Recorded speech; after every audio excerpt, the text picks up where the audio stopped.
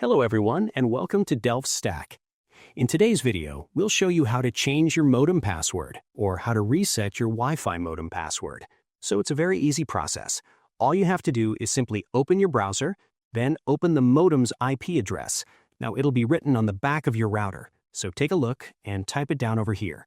So for me, it's going to be 192.168.1.1.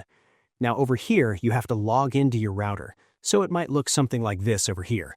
Enter your username and enter your password, then log in. And once you are in your modem's homepage, what you have to do is look for an option that is similar to administration or device settings. So for example, for me, the option is in maintenance and it is named administration. Now over here, all I have to do is enter my username, which is the username for my account, which is already selected over here. Then I will type my old password over here, and then you can enter a new, strong password. Over here, it'll also tell you exactly what type of password you should add. Enter your new password, just simply click on Save, and then the new password that you chose will become your main modem password. So that's it. Now you know exactly how to change your modem password. I hope you found this video helpful. If you did, please give this video a thumbs up, share it with your friends, and subscribe to the channel for more helpful videos. So thank you for watching and take care.